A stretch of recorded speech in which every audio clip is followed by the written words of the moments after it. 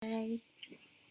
Nah, seperti judul di bawah ini, kali ini kita akan bikin video yang memiliki konten tentang how to make a good presentation. Nah, penasaran banget kan gimana sih kiat-kiat bikin presentasi yang baik?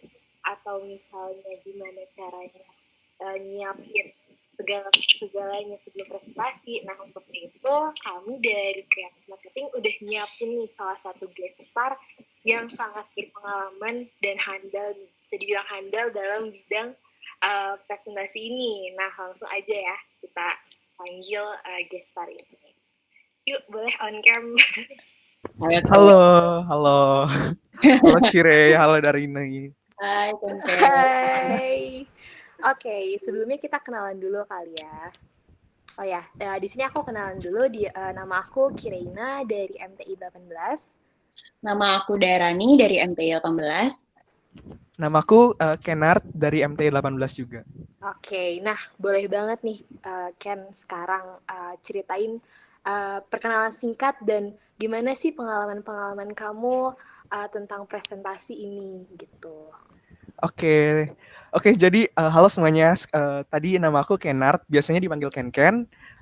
Jadi mungkin sebenarnya agak terkejut juga sih diundang sebagai buat ngisi materi tentang presentasi ini. Sebenarnya kayak I'm not that expert, cuman mungkin for showing some credibility, sebelumnya aku pertama kali banget mungkin yang somewhat bisa dibilang professional presentations itu ikut ya caranya Whole Press at ITB tahun lalu. Di situ kayak aku presentasi 6 minute pitching.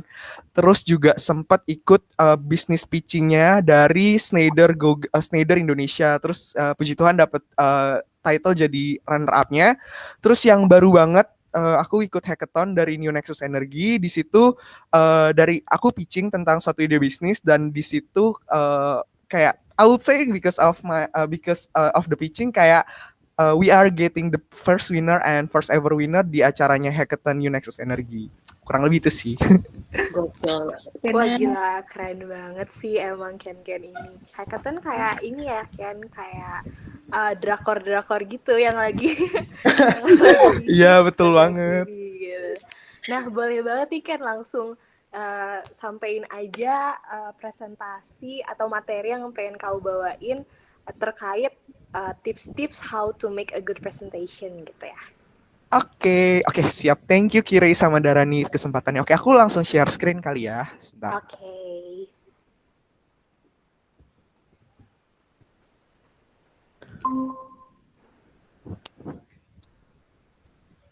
Udah kelihatan belum? Oke, udah. Udah. Oke, udah ya. Oke, sekali lagi halo semuanya. Maaf sampai 3 kali kenalannya. Nama aku Kenard. Di sini mau bawain materi sih sebenarnya tentang kayak gimana sih presentation skill yang bagus. Mungkin tadi aku udah bilang sebelumnya sebenarnya aku nggak jago-jago banget. Kayak mungkin samalah sama kalian. Kalau presentasi suka deg-degan, terus juga kayak kalau ngomong ataupun kayak bahkan kayak kadang nggak tahu nih apa yang harus diomongin. Cuman mungkin kayak with of certain of my experience, mungkin aku bisa sharing sedikit sih kayak kurang lebih gimana sih untuk menghandle masalah itu. Oke, mungkin pertama-tama aku akan jelasin dulu nih kayak gimana tahapan apa aja sih yang biasanya aku lakuin kalau misalkan mau nyiapin suatu presentasi. Nah, biasanya kalau mau bikin presentasi dulu, yang pertama aku tahu dulu nih kira-kira presentasinya itu buat tujuannya apa. Nah, biasanya itu beda-beda sih kalau misalkan kalau aku lagi lomba nih, kayak tujuannya ini mau presentasi nih buat judges atau kayak ini mau narik perhatian audiens nih, atau mungkin kalau di kelas kayak biasa ini mau ngejelasin tugas. Nah, kalau misalkan kayak gitu biasanya kayak akan disesuaikan kayak apa sih yang mau, biasanya isi-isinya mau apa aja, kayak akan disesuaikan gitu deh sehingga akan berpengaruh ke yang step kedua. Nah, strukturnya tuh apa aja sih yang akan ada di presentasi itu. Jadi mungkin kalau misalkan buat lomba itu mungkin yang lebih ke arah compact nih, nggak boleh banyak-banyak. Mungkin kalau di tugas di kelas akan lebih ini harus mendetail, harus mendalam dan harus mencakup semua. Jadi itu jadi dari objektif diturunin ke strukturnya. Dan yang ketiga, buat mengisi apa yang mau ditulis, itu kita akan biasanya aku akan mulai kayak riset gitu sih, kayak mulai bikin konten dan kayak mulai benchmarking. hal-hal apa aja yang mau aku lakuin gitu sih. Jadi kurang lebih itu gambaran buat persiapan presentasi. Nah, kalau kita udah mengetahui ini gambaran presentasinya, berikutnya gimana sih satu slide yang bagus tuh biasanya bentuknya kayak gimana sih? Nah, jadi ini ada yang disebut sebagai piramid prinsipal gitu. Nah, ini aku juga dapat sih salah satu ilmunya dari teman. Nah, jadi ada 3 bagian. Yang pertama itu adalah message atau kira-kira dari presentasi kalian itu apa sih pesan yang mau kalian sampaikan, apa sih kunci utamanya.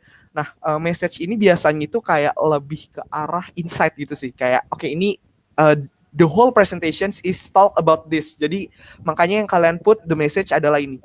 Nah, untuk mendukung message kalian perlu evidence.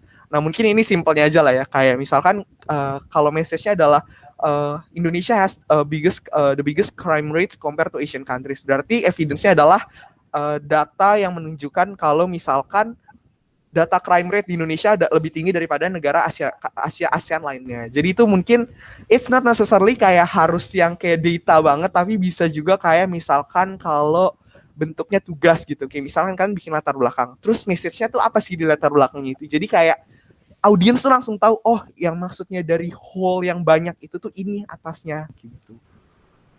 Terus yang penting ini kalau kalian mungkin take from external resources, jangan lupa ditulis sumbernya gitu.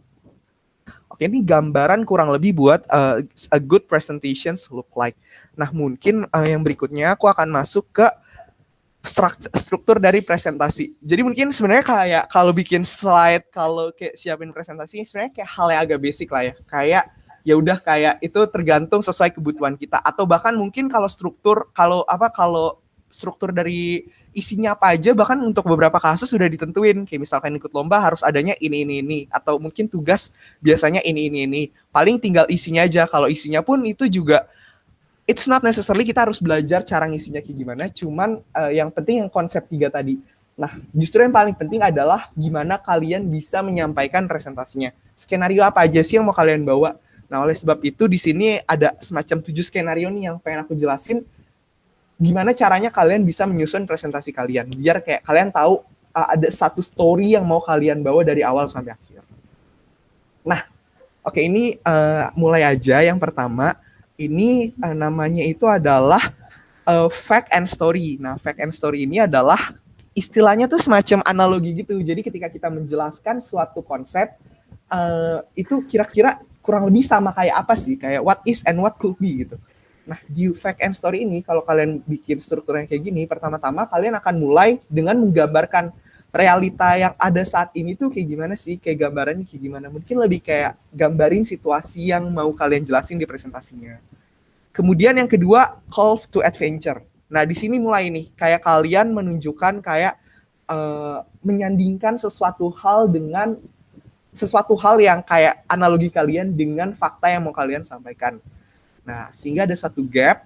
Nah, ini kemudian gapnya itu jadi what could be namanya. Jadi kayak ini kayak apa sih? Ini faktanya itu sebenarnya kayak gimana sih?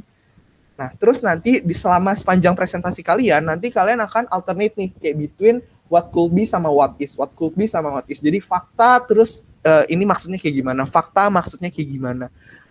Nah, terus nanti akhirnya itu ada di call to action. Nah, ini gimana caranya kalian tuh menutup nih dari semua fakta-fakta, dari semua alternate yang kalian sampaikan ke suatu informasi atau knowledge baru. Nah, mungkin menarik banget, mungkin biar ada gambarannya, mungkin kalau ada yang nonton film startup, ini tuh kayak waktu episode 1 atau 2 atau 2 ya? 2. Jadi waktu Nam Dosan ceritain konsep dari machine learning ke Dalmi. Nah, itu kan dia pakai konsep kayak dia ngejelasinnya pakai Tarzan kan. Kayak jadi kalau itu sama aja kayak Tarzan. Kayak misalkan dia akan coba ngasih satu barang. Itu kan kurang lebih dia menjelaskan satu konsep machine learning kan. Nah, itu adalah gimana caranya kita menyampaikan struktur presentasi yang modelnya fact and story. Jadi kita membawa suatu fact yang kurang lebih biasanya kompleks menjadi story yang cukup menarik dan mungkin cukup relevan. Itu yang pertama, fact and story. Nah, yang kedua adalah explanation. Mungkin kalau explanation ini udah cukup familiar. Kayak mungkin bahkan kayak kita udah sering banget sih udah dapet explanation ini kayak kurang lebih ya di kelas kita biasanya juga dapat model yang explanation. Nah, tapi kayak gimana sih sebenarnya secara struktur explanation itu?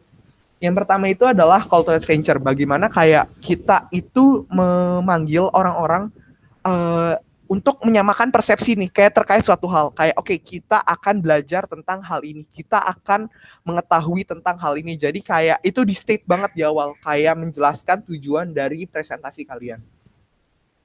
Kemudian roadmap. Nah, untuk mencapai ke sana, kira-kira hal-hal apa aja sih yang akan kita jelaskan? Atau kayak apa aja sih yang harus kita perhatikan, kayak step-stepnya tuh apa aja. Nah, dari step-step tersebut, kemudian kita akan mulai nih. Kira-kira oke, kita akan mulai dari step 1 kita. Terus kemudian kita akan mulai ke step berikutnya hingga ke tahap, oke, kita udah mau sampai final. Kita akan coba look back dulu. Kita udah dapat apa aja yang kita pelajarin hari ini. Nah, terus kita akan closing nih, kayak oke, kita udah selesai. Kita udah dapat suatu knowledge baru, yang mana knowledge baru itu adalah apa yang sudah kita sampaikan nih di awal presentasi banget. Nah, kenapa tadi aku bilang kayak ini udah sering banget kita dapat? Basically ini itu yang kayak di kelas lah gitu. Misalkan kita belajar tentang PPM gitu. Mungkin kayak siapapun dosennya nanti akan ngejelasin, oke, hari ini kita akan belajar mengenai konsep ini. Nah, untuk belajar konsep ini kita akan membagi ke dalam belajar 1 control chart, 2 apa. Nah, terus bagian first step bla bla blanya itu adalah ya udah bagian dalam presentasinya itu. Kemudian di terakhir pasti akan di sum up, oke, kita udah belajar ini gitu. Kurang lebih itu sih untuk explanation. Jadi kurang lebih cukup simple sih dan cukup mudah dipahami, dan kita juga saya yakin kebanyakan dari kita udah juga pakai. Nah, yang ketiga ada yang namanya the pitch. Nah, yang the pitch ini adalah gimana caranya supaya kita membuat suatu presentation structure yang mungkin awalnya tuh kayak oke, pelan-pelan, naik, tinggi tensinya, terus nanti kita turun lagi. Nah, biasanya the pitch ini itu dipakai kalau misalkan waktunya itu cukup sebentar. Kayak dalam artian kayak kalian cuma punya waktu 2 atau 5, bahkan 2-5 menit untuk mempresentasikan ide kalian yang cukup kompleks, cukup banyak. The pitch akan cocok banget nih buat kalian. Bentuknya kayak gimana sih? Nah, pertama itu the win up, atau we start with a quick summary of where we are today. Jadi kayak gambaran kurang lebih kita saat ini tuh ada di tahap apa sih? Kita kayak mungkin kasih situasi kali ya. Kayak misalkan kalau kalian mau bawa ide tentang makanan gitu. Mungkin kalian akan ngejelasin berapa persen populasi itu malnutrition atau semacam-macam. Jadi kurang lebih like the data and the fact-nya gitu. Kemudian the hurdle. Nah, setelah kita udah tahu ngomongin the data, kita akhirnya udah mulai nih kayak ngomongin kira-kira masalahnya apa. Nah, buat masalahnya ini adalah yang paling di-highlight nih dari the pitch. Karena fokus dari the pitch adalah menjual ide kalian dari lewat suatu masalah. Sehingga kayak kalian memperkenalkan masalah yang kalian hadapin. Berikutnya itu masuk ke the vision. The vision itu adalah kayak gambaran kurang lebih gimana kalian akan menyelesaikan masalah tersebut. Kayak misalkan sebagai contoh, kalau kita tadi mau menyelesaikan masalah makanan, berarti ya solusinya adalah dengan kita kasih makan orang-orang tersebut, atau kita ngapain, pokoknya mungkin kayak apa sih langkah-langkahnya. Nah, terus the option, secara konkretnya apa? Oke, kita punya 2 hal nih. Kalau konteksnya itu the option, itu sebenarnya agak bias, cuman kayak kalian menunjukkan kalian punya solusi, misalkan kumpulin dana, terus abis itu disalurkan ke masyarakat, atau kalian akan coba kayak jual suatu makanan yang mana makanannya itu nanti akan sisanya akan diberikan lagi nih kepada masyarakat. Jadi kalian punya 2 opsi nih, satu yang menarik, satu yang kayak ya udah yang biasa aja. Di situ kalian menunjukkan nih opsi-opsi apa aja sih yang kalian punya. Abis itu ditutup nih, kayak kalian menunjukkan kayak opsi yang kalian pilih itu yang mana. Obviously emang yang kalian tunjukkan adalah ide yang mau kalian bawa, yang pasti yang the inspiring one, dengan menunjukkan why, kenapa ide ini sih yang menarik, kenapa bukan ide yang satunya sih. Jadi mungkin kayak bisa dijelaskan lah secara lebih lanjut. Dan terakhir itu adalah the details, kayak kayak kita mau bahas ide ini, terus detailsnya kayak gimana. Nah, mulai di sini hype-nya akan mulai turun dan mulai kayak ngebahas tentang detail-detail idenya akan kayak gimana, terus kayak kalian mau ceritainnya apa aja. Jadi kalau kalian lihat vibes-nya gitu, di hurdle akan tinggi kayak karena kalian akan lebih yang kayak berapi-api, kemudian di fine print akan selesai karena mungkin lebih udah bahas tentang detail. Nah, akhirnya kita akan menutup dengan suatu yang namanya hook, atau kayak kita akan menutupnya dengan suatu benefitnya tuh apa sih dengan kalian ini? Kayak misalkan you can improve 1,000 life atau kayak gimana. Jadi kayak like the impact-nya atau semacamnya. Nah, yang keempat ini adalah the drama. Ini mungkin justru yang kurang familiar sih buat kita, I would say, karena mungkin jarang kita temuin gitu kecuali di presentasi-presentasi di luar kuliah. Nah, namanya the drama itu adalah kayak menjelaskan basically kayak hero's journey gitu. Kalau hero's journey kan kayak ada oke, sekarang dia kayak gini, terus tiba-tiba ada masalah, terus nanti tiba-tiba kayak menghadapi masalah terus menang. Itu kurang lebih gambaran the drama. Nah, buat detailnya, jadi pertama-tama kayak ngejelasin kayak tentang kondisinya, kayak oke, jadi awalnya biasa aja, nggak ada apa-apa, terus out of nowhere tiba-tiba ini kayak tiba-tiba ada masalah yang nggak bisa dihadapin, tiba-tiba ada aja sesuatu. Terus abis itu challenge. Kira-kira tiba-tiba udah ada nih challenge-nya, kurang lebih ada sesuatu nih yang menghadapi. Nah, karena challenge tersebut terjadi suatu dinamika yang cukup cukup curvilinear, cukup cekung gitulah, cukup ya mungkin secara gambarannya. Nah, terus kayak ini kita ditunjukin nih kayak dari masalah tersebut tuh membawa kita ke dalam suatu krisis tertentu. Nah, di sini tuh hingga kita mencapai suatu titik yang namanya rock bottom, kayak permasalahannya tersebut. Nah, sampai akhirnya kita menemukan suatu discovery, kita bisa melakukan sesuatu terhadap masalah tersebut, di mana kemudian di antara rock bottom sama discovery itu ada division, yang mana ini menunjukkan kalau misalkan pada masa itu tuh kayak kita udah nggak ada harapan, kayak udahlah kayak gini-gini aja udah kayak nggak ada harapan. Nah, kemudian akhirnya the rise, kayak akhirnya setelah kita menemukan discovery tersebut, kita menemukan cara nih supaya gimana caranya buat get back, kemudian ditutup return, dan akhirnya ketemu lesson. Nah, mungkin ini lebih kayak storytelling ya bentuknya, atau kayak cerita ya. Cuman emang that's right gitu, the drama keseringnya dipakai tuh untuk menceritakan suatu pengalaman atau suatu biografi. Kayak mungkin kayak misalkan kalau ada suatu pembicara, kayak misalkan Pak Habibie mau kayak menceritakan tentang kayak gimana caranya supaya orang-orang Indonesia mau keluar negeri gitu. Mungkin dia akan bawanya akan lebih modelnya the drama gitu, kayak akan perjuangannya dia, kayak satu titik dia akan merasa rendah banget, kemudian dia akan mencapai satu titik yang lebih baik. Nah, mungkin ini menarik banget kalau misalkan saya belum pernah lihat sih, cuman mungkin unik sih kalau kita bisa elaborate hal kayak gini dibuat tugas, cuman agak unlikely sih kita akan jelasinnya model di drama. Nah, oke. Ini yang berikutnya namanya situation, complication, and resolution. Nah, kalau yang ini cenderungnya dipakai presentasi-presentasi yang lebih ke business-like. Jadi yang mungkin lebih ke arah profesional gitu. Nah, dari namanya, situation, complication, resolution, itu emang terdiri dari 3 aspek tersebut. Nah, yang pertama itu kita menjelaskan nih, situasi apa sih yang kita hadapin saat ini.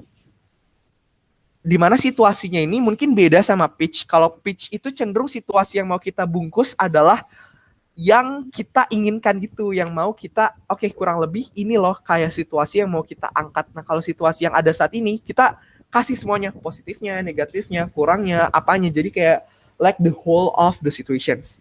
After that, kayak ada but. Dari situasi tersebut ada sesuatu loh sebenarnya, yang namanya complication. Itu adalah challenge-nya. Kira-kira masalah-masalahnya tuh apa aja yang benar-benar dihadapin. Jadi kayak mungkin gambarannya itu kalau misalkan it's more like consulting like. Jadi kayak misalkan let's say kayak ada suatu perusahaan tambang kayak saat ini itu ada kondisinya itu menurun gitu, terus kayak pendapatannya kurang baik atau semacam-macamnya. Terus ternyata ada suatu komplikasinya adalah apa misalkan traktor yang dipakai ini udah ketuaan, atau kayak misalkan alat tambangnya itu harus diganti karena udah nggak bisa dipakai lagi atau semacam-macamnya. Jadi kayak menunjukkan masalah-masalahnya itu. Kemudian therefore atau sehingga kita menawarkan suatu solusi nih, kira-kira ada suatu produk atau solusi kita yang dapat menyelesaikan masalah mereka. Nah, jadi emang modelnya ini lebih ke arah dari suatu masalah kita ingin menawarkan suatu solusi yang mana lewat complication. Nah, berikutnya justru kita melewat namanya opportunity. Bedanya kalau situation, opportunity sama resolution, ini not necessarily kita mempresentasikan harus berdasarkan suatu masalah. Nah, kecenderungannya kalau modelnya kayak gini adalah mungkin bisa dibilang kayak jual produk. Kayak dalam artian, oh Pak, kalau misalkan kita jual produk, kalau Bapak pakai produk ini, mungkin kalau sekarang Bapak kayak gini, kayak gini, kayak gini. Tapi dengan produk ini, Bapak mungkin bisa, mungkin konteksnya ngerjain, mungkin konteksnya kerja gitu. Mungkin Bapak sekarang nggak ada masalah gitu, kerjanya oke-oke aja. Cuman kalau Bapak beli produk ini, nanti Bapak matanya bisa lebih sehat karena kita punya kacamata yang bisa melindungi mata Bapak. Walaupun sebenarnya itu bukan masalah gitu yang harus diselesaikan. Jadi modelnya itu nggak se-ekstrim si situation complication. Jadi ini cenderung agak linear yang naik sedikit lah. Pertama mulai dari situation akan ngejelasin kurang lebih situasinya seperti apa. Kemudian dilanjutkan dengan opportunity. Kira-kira akan ada langkah-langkah apa aja sih yang bisa dilakuin untuk memperbaiki kondisi saat ini, dan kemudian ditutup oleh resolusi. Yang mana resolusinya ini adalah bridging nih, gimana caranya kita bisa mencapai opportunity tersebut. Gambarannya kayak tadi, kayak misalkan ingin menjual produk yang mungkin sebenarnya bukan yang menyelesaikan masalah, namun dengan produk ini dapat meningkatkan suatu hal. Nah, bentuk presentasi yang terakhir adalah Hook, Meet, and Pay Off. Nah, presentasinya ini itu sedikit modelnya mirip dengan drama atau storytelling. Cuman modelnya ini lebih ke kita meng-highlight knowledge baru yang berada dalam suatu box input tertentu. Nah, pertama-tama itu kita akan mulai dari Hook, Meet, and Pay Off ya. Definitely kita akan mulai dari hook ya. Nah, dari hook kita itu akan mulai dari ini kayak menceritakan nih kira-kira apa sih yang mau di hooknya itu. Kayak ini mungkin kayak bisa rhetorical questions atau provocative statement atau personal story. Mungkin kayak dulu saya pernah begini. Jadi kayak mungkin kayak like gimana caranya supaya audiens tertarik, supaya engage ya. Nah, terus kemudian mulai masuk ke knowledge apa sih yang mau kalian sampaikan lewat dari hook tersebut. Kayak misalkan kayak kalau tadi kalian kayak dulu saya misalkan pernah pergi kemana, terus kayak kalian di situ mau nyampein kalau misalkan pariwisata itu sebenarnya bagusnya kayak gini, atau ini tuh daerah sini bagusnya di kayak gini. Jadi kayak giving like understanding, kayak kalian mau ngasih informasinya apa. Jadi ini kayak kita memplotnya itu dalam suatu box sehingga audiensnya mudah memahaminya. Dan akhir itu gimana caranya supaya para audiensnya itu ingat. Dan itu dengan cara kita ngajak para audiensnya untuk call to actions atau kayak participate at something gitu. Nah, kalau misalkan Hook, Meet, Pay Off itu banyak banget kita temuin di model-model kayak TEDx gitu. Yang modelnya kayak mereka akan mulai dari story, terus kayak akan ada insight, kemudian akan kayak ada call to action. Oke, kita harus gimana nih? Kita harus berbuat apa? Nah, ini Hook, Meet, and Pay Off jujur sebenarnya kayak menarik banget, tapi emang somewhat emang harus berpikir nih, terlebih di bagian meet, gimana caranya supaya dapat mudah dipahaminya tersebut. Nah, sehingga dari semuanya struktur, ini mungkin sedikit gambarannya aja, tapi singkatnya, kalau Fact and Story itu dipakai buat kalian ngejelasin suatu permasalahan, suatu konsep yang susah banget dijelasin, tapi sehingga kalian perlu suatu analogi tertentu. Explanation itu kalian akan pakai kalau misalkan mau menjelaskan sesuatu yang harus berdasarkan suatu urutan tertentu. Kalau pitching tadi, kalau kalian ingin menjual ide. Drama kalau kalian ingin kayak memotivasi lah istilahnya melalui suatu mekanisme yang mungkin agak dramatis. Terus ada situation complication, ingin kayak menawarkan suatu solusi dari suatu permasalahan, dan opportunity menawarkan suatu solusi dari suatu kesempatan. Dan Hook, Meet, and Pay Off itu adalah memberikan suatu knowledge dengan cara menarik hook dari audiens. Nah, jujur kalau saya sendiri ada 3 yang paling buat saya atau yang paling menarik. Itu ada the pitch, situation complication and resolution, sama Hook, Meet, and Pay Off. Karena kalau the pitch itu kayak seru aja sih, kayak kadang challenging itu gimana caranya bisa nyampein ide dalam waktu cepat.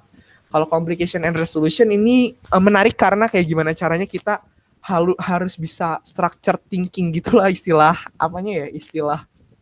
susahnya structure thinking sama hook, meet, and payoff. Ini gimana? Ini menarik banget. Jujur saya juga masih struggle gimana caranya bisa bikin menyampaikan suatu materi tapi dengan ada hook yang menarik banget. Ini dan bisa remember ini saya jujur masih belajar tapi saya akuin ini yang paling structure yang paling baik jika dikuasai.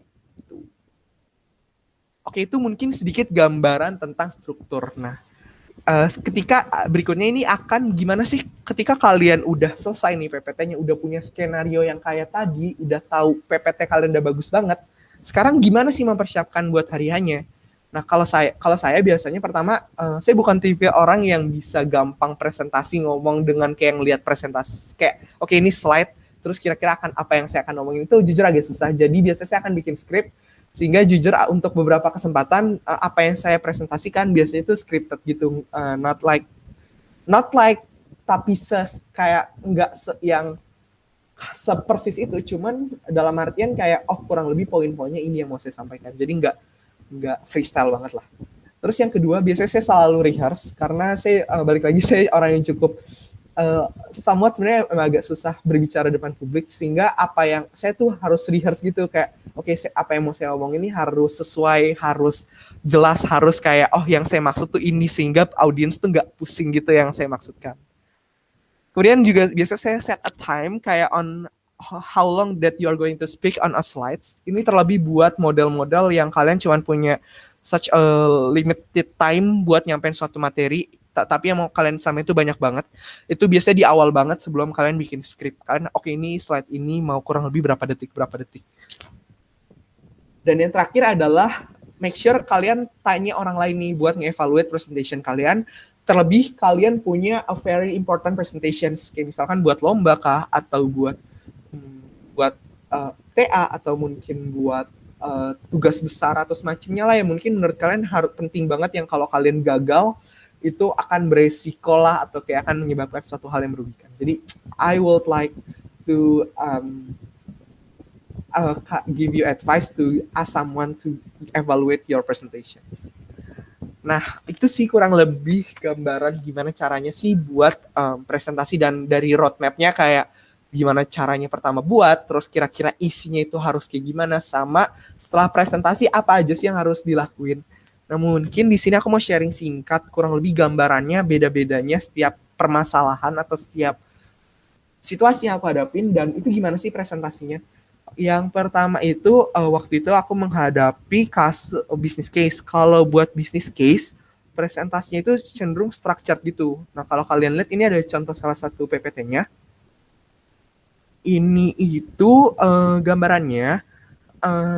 Pertama itu kayak di bawahnya kalau kalian lihat itu ada kayak oke, ini mau yang disampaikan adalah ini. Dan isinya itu cenderung banyak data, banyak tulisan, terus kayak judulnya juga agak yang susah lah gitu. Nah, jadi kalau business case emang modelnya itu yang lebih heavily data gitu, karena kalian menyampaikan sesuatu yang tadi yang kayak harus benar-benar objektif, harus benar-benar proven. Nah, sementara kalau business pitch adalah gimana caranya kalian bisa meyakinkan orang lain gitu. Nah, kalau yang business pitch ini kalau dilihat bedanya sama business case, ini super simple gitu, cuman kayak oke, ini ada ini. Gimana caranya audiens tuh dengan sekali lihat, oke, maksudnya dia tuh ini yang mau dia sampaikan ini. Karena ini quick tips, mungkin di business pitching kalau terlebih di slides awal-awal gitu, itu more like kalian tuh just spend 20-30 detik doang. Jadi kayak it's that short amount of time. Jadi gimana, nggak mungkin kalian memasukkan semua banyak data yang kayak ada di slide atas kayak ada di business case. Jadi emang dibikinnya sesimpel mungkin. Nah, kalau project sebenarnya kayak mungkin most of you guys udah juga cukup familiar. Ini mungkin kalau project dibikinnya lebih simplified, lebih kayak jelas, lebih kayak oke, kurang lebih maunya ini kayak lebih melaporkan sih, jadi kayak lebih pelaporan gitu. Dan yang terakhir waktu itu ada juga internship. Kalau internship ini sebenarnya bisa beda-beda. Cuman kalau kebetulan waktu itu dimintanya ada suatu, misalkan di seluruh project tertentu itu kalau di internship itu emang beda-beda. Yang kalian harus lakukan adalah confirm with your user atau orang-orang yang memberikan tugas tersebut ke kalian. Kurang lebih kayak, oke, kalian mau presentnya itu kayak gimana? Kayak mau yang lebih data driven atau yang kayak mau lebih easier to understand. Jadi kayak emang beda-beda. Cuman kalau waktu itu konteksnya saya, internship-nya itu lebih buat infografik, jadi lebih ke easier to understand. Oke, gitu sih terkait experience. Nah, mungkin ini terakhir sebagai penutup, aku mau kasih do and don'ts-nya. Nah, pertama tadi, kalau baiknya kalian tuh tanya teman kalian buat evaluate your presentations kayak gimana. Apakah ada kata-kata yang kurang atau belum clear atau kayak, ini maksudnya gimana sih? Apalagi kalau misalkan presentasinya harus di bahasa yang mungkin kalian not familiar with. Make a hand gesture at important moments. Nah, ini terlebih kalau untuk presentasinya offline, ini kalian penting untuk melakukan kayak hand gesture gitu, untuk memberikan emphasize gitu. Cuman jangan terlalu berlebihan juga, karena akan mengganggu, karena audiens akan fokusnya justru ke tangan kalian, bukan ke slides-nya. Jadi secukupnya aja. Yang berikutnya adalah menggunakan intonasi buat meng-highlight kata-kata penting apa aja yang mau di-emphasize. Nah, buat yang bagian ini, biasanya lebih dipakai di pitching sih. Kayak misalkan kalau kalian ingin menyampaikan masalah, kayak it is a very, misalkan suatu masalahnya yang sangat yang susah banget diselesaikan. Jadi kalimatnya mungkin it is a very difficult problems that we have to solve. So what option that we have? Jadi kayak mungkin kalian meng-highlight problem gitu. Jadi menggunakan intonasi itu penting banget supaya nggak audiensnya bosan. Terakhir, kayak kalau misalkan kalian lupa skrip kalian, which is will be very likely, itu just improve aja, nggak masalah. Jangan mengulang atau jangan kayak kebingungan atau in extreme cases malah panik gitu, karena akan mengganggu keberjalanan presentasi kalian. Nah, don'ts-nya adalah yang pertama, untuk presentasi yang cuman waktunya singkat, jangan terlalu wordy, jangan terlalu banyak kalimatnya. Apalagi kalau kalian akan mempresentasikan secara langsung. Yang berikutnya adalah jangan menggunakan, tapi juga di satu sisi jangan terlalu banyak gambar juga dalam satu slide, tapi nggak ada penjelasannya sama sekali gitu. Kayak, oke, ini maksudnya apa gitu. At least kayak put one or two words gitu lah, kayak oke, ini maksud dari gambarnya apa. Dan yang terakhir, jangan, kalau misalnya terlebih untuk presentasi secara offline, jangan terlalu banyak melakukan gerakan-gerakan tubuh, kayak misalkan goyang-goyang badan atau tangannya terlalu gini. Karena jujur itu akan sangat mengganggu audiens yang memperhatikan presentasi kalian. Jadi instead of fokus ke PPT, justru akan fokusnya ke tangan atau ke gerakan-gerakan kalian. Oke, jadi ini terakhir banget. Kalau kalian jadi seperti saya juga sebenarnya nggak terlalu bisa desain slides atau kayak mungkin nggak kreatif itu orangnya. Jadi tapi bisa ada beberapa hal nih yang biasanya resource eksternal yang free yang bisa kalian gunain. Itu ada Freepik, SlidesGo, sama Flight Icon. Nah, oke. Kayaknya itu aja buat PPT kali ini, buat sharing materi kali ini. I hope that will help you guys better understanding how to better present your kind of things. Jadi kayak either ideas, atau either materials, atau either your projects. Oke, gitu aja sih Kire Darani. Makasih banget Ken, sangat insightful, banyak banget hal-hal yang sebelumnya tuh aku belum tahu dan jadi menambah insight juga nih setelah mendengar materi dari Ken. Bener banget. Nah, mungkin ada beberapa pertanyaan juga ya, Dara. Bener banget. Kan tapi ini sejujurnya banyak nih yang mau nanya nih, mungkin kalau misalnya waktunya cukup, semoga bisa jawab semua pertanyaannya ya. Oke, semoga bisa kejawab ya. Pertanyaan pertama nih sebelum masuk tentang presentasi ya. Sebenarnya Ken punya sosok public figure atau referensi dalam penyampaian presentasi nggak? Kalau ada, siapa atau dari mana? Oke, good questions. Kalau sebenarnya ini kalau misalkan di presentasi yang I'm not scripted, terlebih ataupun bahkan scripted gue lupa, gue tuh biasanya sering banget nih di sela-sela presentasi ngomong gitu yang sangat mengganggu justru. Nah, sebenarnya ada satu public figure yang gue suka banget, itu namanya Justin Frazier. Dia itu pernah kasih materi di TEDx, itu gimana caranya how to present your ideas basically. Nah itu tuh dia kayak bisa menyampaikan dia kan menyampaikan materi tentang how to present your ideas. Nah during that sessions dia tuh nggak ada nya juga, dan kayak kalau dia nggak tahu dia tuh diem. Jadi kayak walaupun kayak kalau misalkan kayak kalian nggak tahu, kayak misalkan harusnya ngomongnya seperti ini, cuman kalian nggak tahu, jadinya kayak kalau misalkan presentasi biasa nih kayak oke, saya berikutnya akan melakukan akan kayak gitu kan. Kalau dia tuh saya berikutnya oke, akan melakukan, jadi kayak dia cenderung diem gitu, itu less mengganggu. Jadi gue sangat kagum sih sama sosok Justin Fletcher ini, karena menurut gue agak susah sih buat kayak gitu, dan she's a very wonderful person. Oke, mantap. Next question ya, Ken. Mungkin berhubungan dengan gugup-gugup ya. Kan kalau di presentasi tuh mostly kebanyakan orang tuh kelemahannya tuh suka gugup gitu ya. Gimana sih cara anxiety management saat akan presentasi gitu, biar saat presentasi itu nggak gugup dan lupa terus gitu di depan audiensnya? Oke. Nggak ada tips gitu kan? Ada. Oke. Sebenarnya waktu awal tadi I've mentioned before that I'm not like the guy yang bisa banget ngomong di depan, kayak maksudnya dalam artian kalau ditunjuk oke, lu harus ngomong di depan, gue pasti akan super nervous dan kayak super nggak bisa. Nah biasanya tapi biasanya yang saya lakukan adalah untuk beberapa kesempatan biasanya saya selalu melakukan kayak oke, kurang lebih di bagian ini saya akan ngomong ini, saya akan menyampaikan hal-hal terkait hal ini. Nah walaupun kita udah skrip itu, kadang-kadang ada saatnya kita lupakan, karena itu mungkin kita cenderung kayak oke, kita ngafalin aja nih yang ada di skripnya.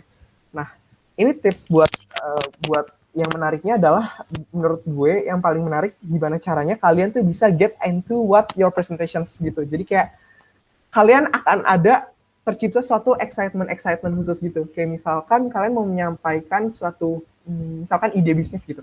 Terus kayak instead of kalian cuma ngafalin di otak, oke gue akan ngomong masalah problem gini-gini, tapi kalian lebih menjiwai gitu.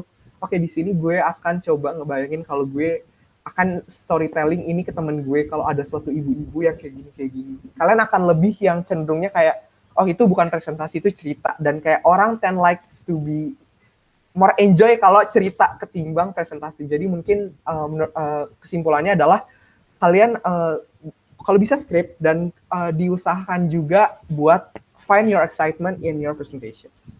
Jadi akan mengurangi nervous jauh. Jadi kayak lebih menghayati isi presentasinya gitu ya kan ya mungkin ya.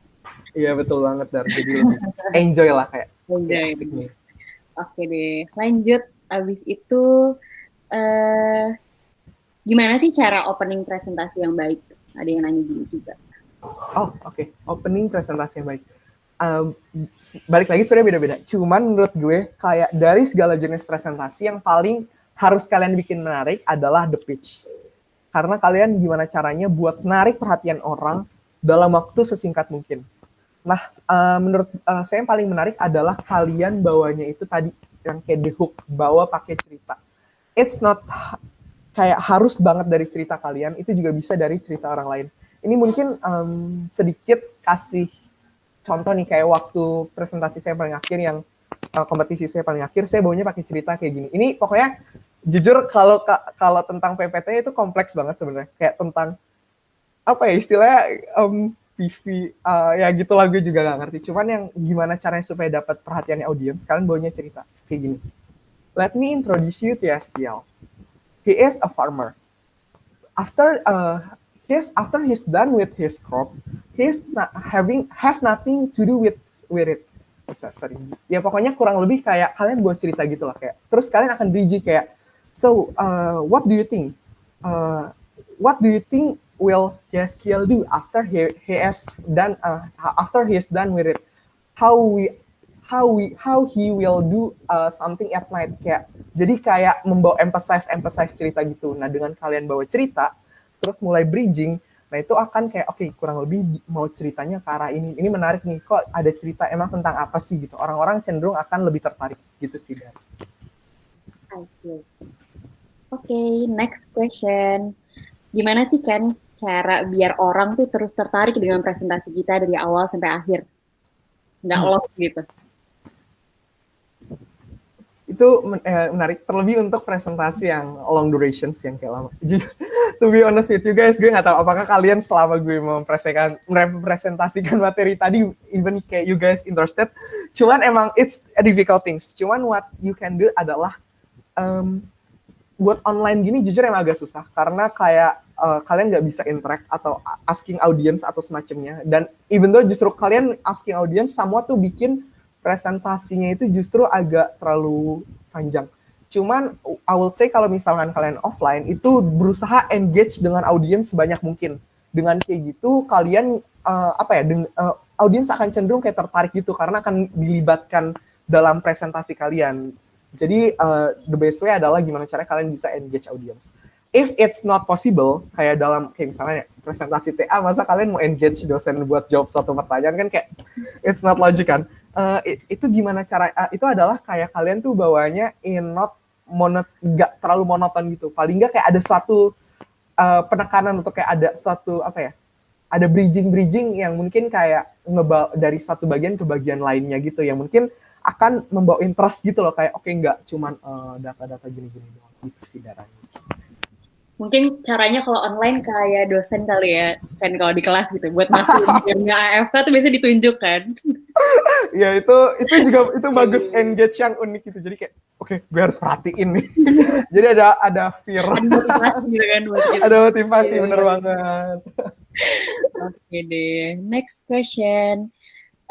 Gimana sih cara nyiapin sesi Q&A di akhir presentasi gitu? Kan kadang kalau misalnya ditanya tuh kita kayak bisa aja nggak tahu mau jawab apa gitu kan. Nah gimana tuh cara nyiapinnya kan? Oke, nice. Ini emang agak susah jujur, apalagi kalau misalkan ya most of the time emang seringnya tuh dipakai buat lomba atau TA sih. Cuman the best thing adalah kalian nge-list down gitu pertanyaan. Pertama kalian bisa nge-list down pertanyaan kurang lebih dari slide. Yang kalian lakukan adalah kalian akan jadi evil judge gitu. Jadi kalian akan jadi kayak orang jahat yang suka judging nih, kira-kira ini PPT kurang ini. Jadi kalian self correction lah, kurang lebih ini apa aja. Terus kalian list down semua pertanyaannya. Mungkin the best thing-nya adalah asking why. Kenapa lu masukin ini? Ini maksudnya apa? Jadi kayak itu adalah cara yang baik untuk menemukan suatu pertanyaan. Itu satu. Kedua adalah asking friends. Nah, yang tadi yang sempat ada di presentasi juga, kayak coba tanya teman kalian buat evaluate presentation sekalian. Nah, at the same time coba asking, kira-kira kalau kalian jadi audience atau jadi judges atau jadi penguji atau jadi apapun, apa aja yang bakal ditanyain kalau misalkan ada di posisinya mereka gitu. Nah, dengan kayak gitu kita akan punya list all of the possible questions yang bisa kemungkinan akan ditanyakan gitu. Itu sih kurang lebih. Dan mungkin yang ketiga adalah jam terbang mungkin ya. Kayak kalau misalkan, apalagi buat beberapa kasus lomba gitu, kayak kurang lebih kalau misalkan terkait business pitch gitu, kurang lebih yang ditanya pasti akan itu aja. Jadi kurang lebih udah dapat sense lah, kurang lebih itu lah yang bakal ditanya. Oke deh, mungkin ini menjadi pertanyaan yang terakhir nih kan, agak beda sendiri sih daripada pertanyaan-pertanyaan sebelumnya. Gimana sih cara nyusun presentasi yang resmi tetapi tetap bisa pakai banyak warna? Mungkin berhubungan dengan desain ya. Dengan desain ya. Wah, menarik.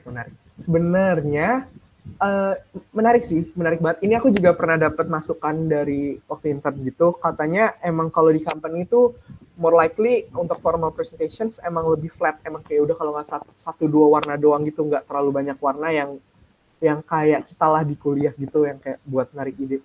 Nah, I think it's not necessarily kalian harus put many warna gitu sih di presentasi kalian. Justru kalau untuk formal presentations, I highly recommend you to use only two or three colors max gitu, karena akan membuat presentasi kalian tuh lebih lebih on point, kayak lebih jelas gitu, kayak oke, ini emang formal, emang untuk audiens yang sifatnya khusus dan kayak emang buat orang-orang tertentu. Justru kalau kalian bikinnya terlalu colorful akan bukan mengganggu sih, akan cenderungnya tuh akan membuat persepsi yang kurang baik gitu. Ini kok nggak serius ya, terkesan seperti itu. Jadi emang rather than gimana caranya bikin colorful buat formal, justru I highly recommend you buat pilih 2-3 warna, tapi di mana warnanya tersebut kalau bisa satu tone gitu loh, yang saling berkolaborate, jadi desainnya tetap bagus. Oke deh. Sepertinya sudah terjawab semua nih, karena ternyata bisa kejawab semua ya pertanyaan. Iya, untung bisa kejawab semua ya. Oke deh. padat Mungkin jelas gitu ya. sih ya. Jadi kayak sangat menarik untuk didengar gitu kan. Emang kan udah biasa banget ya jawab pertanyaan dari Iya bener. dengan tepat gitu ya. Jadi kayak orang Wah, bisa aja Kire Darani.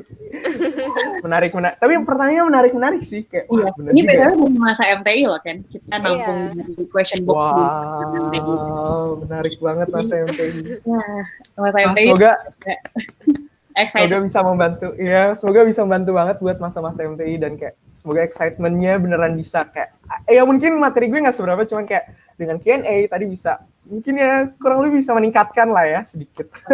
Amin. Oke deh. Kirain mungkin ada yang mau ditambahin atau enggak ada? Kalau dari aku sih intinya aku beneran grateful gitu ya bisa mendengar secara langsung nih dari Ken yang sangat inspiring ini. Semoga masa MTI juga bisa mendapatkan hal yang sama gitu sih ya.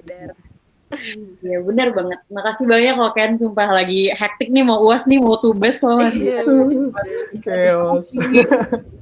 Ya buat pasti latihan juga kan lo bilang. Jadi ingat yang tugas presentasi itu Dar. Mungkin sampai sini dulu ya masa MTI. Ntar kalau mau ada pertanyaan lebih lanjut bisa banget ke kontak Ken. Gimana nih Ken? Boleh banget kontak gue. Mungkin gue lebih pakai line aja kali ya. Itu bisa di Ken_Ken 12233. Kalau mau tanya terkait presentations atau tips and trick boleh banget. Kayak apalagi kalau kalian mungkin gue bukan sombong, cuman kayak kalau kalian mau competitions atau mau minta feedback yang tadi gue bilang itu juga just feel free to reach me out aja. Jadi kayak hope you guys the best. Walaupun sibuk tetap menyempatkan. Sebuah opportunity banget nih Mas. Iya, sebuah opportunity banget nih. Dapat pelajar dari channel. Oke deh, saya lagi makasih Ken udah menyempatkan untuk hadir di video YouTube MTI kali ini. Semoga bisa dikenal terus oleh masa MTI maupun audiens YouTube MTI yang lainnya. Sama-sama Darani, sama-sama Kire. Thank you opportunity-nya aku bisa sharing-sharing ke teman-teman MTI. Good luck juga ya Ken untuk presentasi berikutnya.